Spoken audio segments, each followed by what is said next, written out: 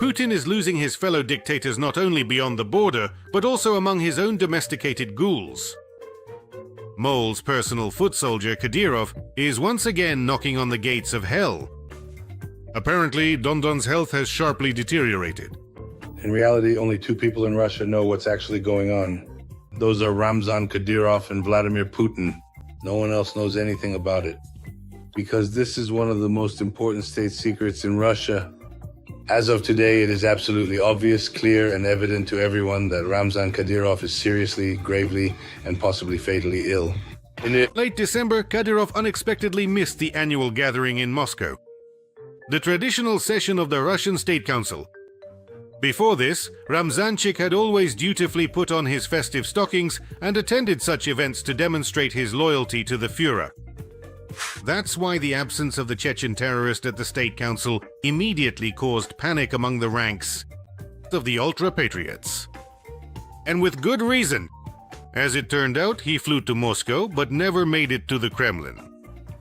He was hospitalized and taken to intensive care at the Central Clinical Hospital of the Presidential Administration. By the way, this is practically his second home now. He visits this hospital more often than he attends his son's award ceremonies. His frequent hospitalizations and poor health are obvious to everyone, no matter how you look at it.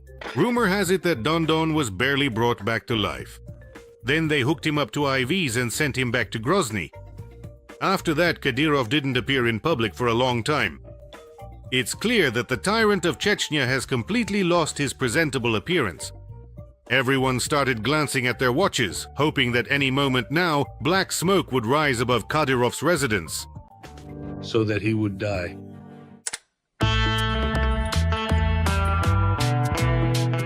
The most terrifying thing for dictators and gang leaders isn't even being wounded or sick, but when everyone sees their weakness and helplessness, because their authority is based solely on fear. And now, despite his critical physical condition, Kadyrov staged an anti-crisis move and recorded a video in which he tried to show that he was full of strength and that rumors about his illness were being spread by Satanists. My spirits are high. People understand us just fine. But these Satanists are up to no good. They don't mind their own business, and they get paid for it. No matter what we say or show, there will still be rumors, and they aren't shy about it even when you put yourself out there. Shoot me, you son of a... That didn't turn out so well. If anyone had doubts after watching this video, everyone was convinced that Kadyrov's days are numbered. This gangster carcass is very unlikely to make it to the next new year, and his vegetative and physical functions might be reduced to just blinking and stroking his beard. By the way, this isn't the first time Kadyrov has tried to convince everyone that he's still going strong. And every time, these videos only confirm the progression of his illness, and also mental.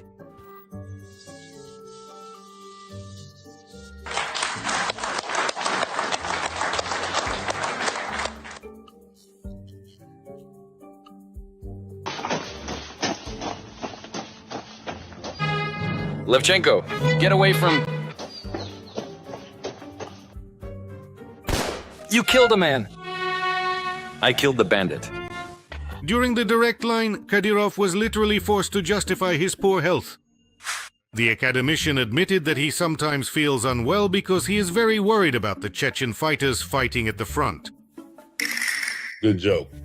And also, in especially tough moments, Kadyrov likes to defeat Ukraine and capture Kyiv. Well, everyone knows he hasn't personally won in the special military operation yet, only because Putin hasn't given the order. Otherwise, he would have gone all out. This time, his worsening illness once again showed symptoms of a wannabe conqueror. After watching the Venezuelan special operation and the performance by the American Delta, Ramzan crawled out of his duck and declared that if necessary, he could kidnap and deliver Zelensky to Grozny faster than they did with Maduro. Apparently, they've started treating him with heavy psychotropic drugs. No prisoners, destroy them, and intensify the fight. Actually, well over 100% are still currently residing inside the house. Father! Well, did you see that? On January 3rd, Kadyrov appeared in public for the first time since his hospitalization. He attended the opening of a school and was moving around with a cane. Either he's carrying a concealed sword, or it's already hard for the comrade to move his legs. This isn't the first time Putin's foot soldier has lost his balance. In March 2024, Kadyrov was seen with a cane amid rumors about his deteriorating health. In recent years, his condition has gotten much worse. Cocaine and shooting golden assault rifles have finally ruined the Padisha's health. Friends, I'll give it to you as a gift. Wow, that's something. Are those diamonds, probably? Well, that's what they say. I don't really know much about it. I'm just a guy from the village. How would I know? About 5 years ago, karma rewarded Kadyrov with pancreatic necrosis. The mortality rate from this disease reaches 80%. So Ramzan has literally been clinging to life for many years now. And with each passing year, it gets harder and harder for him to do so.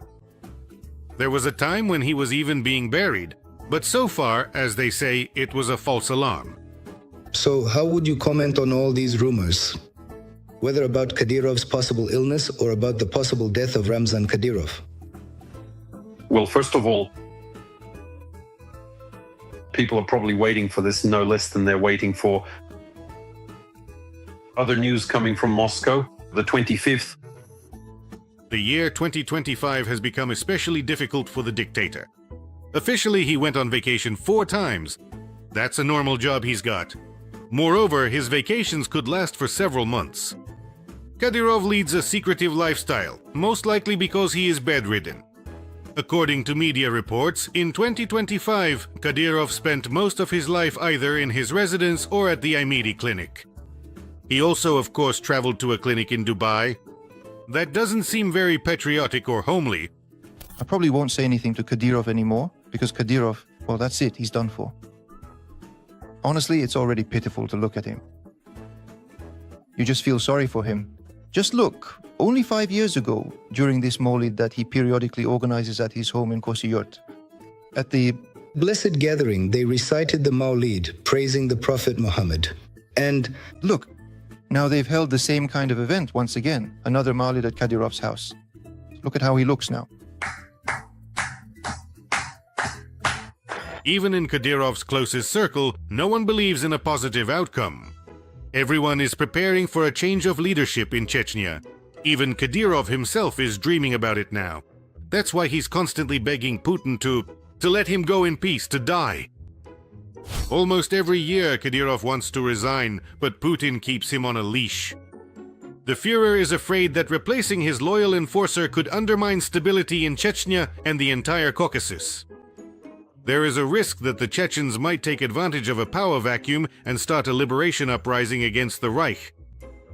Another possibility can't be ruled out either, that Kadyrov's henchmen might start an open armed fight for power. Banya, leave her alone. No, Banya, no, come on! Banya, stop that right now, please. Just leave her alone. Today, Ramzan Kadyrov is probably closer to Putin than his own son.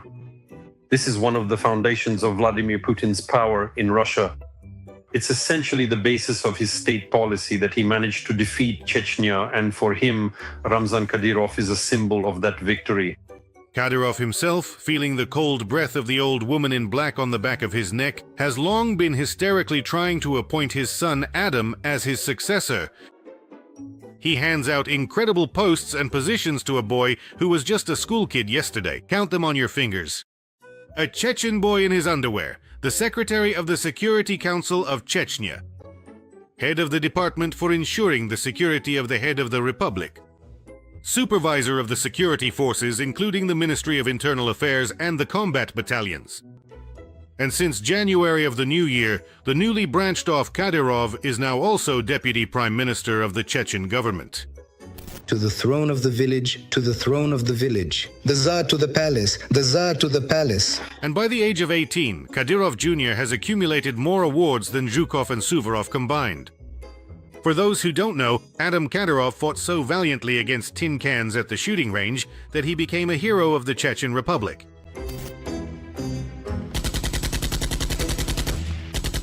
But no matter how hard Ramzan tries to push his offspring as his own replacement, even the most delusional old men in the Kremlin understand that this is a disgrace and a farce.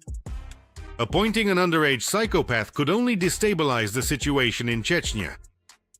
That's why Kadyrov is allowed to wear medals, mock prisoners, and shoot from a moving car, but he was told to forget about power. Who are you people? I didn't invite you. Get the hell out. Ramzan isn't giving up and has pulled out his second son, Akhmat, from the shadows, who by Chechen government standards is practically an old man. He's already 20 years old. This dictator's son is now also a deputy prime minister of the long-suffering republic. It's not hard to guess that now they'll try to turn him into the Don, a Don substitute. It's a kind of belief in a myth that's been hyped up in the media. But I don't know. It's not like that. There's no Superman, no competition for him, no successors or stand-ins. There's just no one.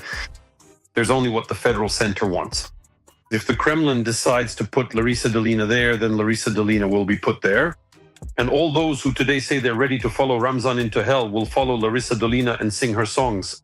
Everything is heading toward the end of the Chechen collaborator's story. The Kremlin has no idea who to replace him with. Otherwise, they would have long ago appointed someone in place of the dying infantryman. Perhaps at first they considered Alaudinov. Propaganda even tried to make him out to be a smart man and a war hero. There was a time when his mug was everywhere, on every iron. But then they quickly realized that it's better not to show people Aladdin's bast shoes, and that he shouldn't be allowed to open his mouth.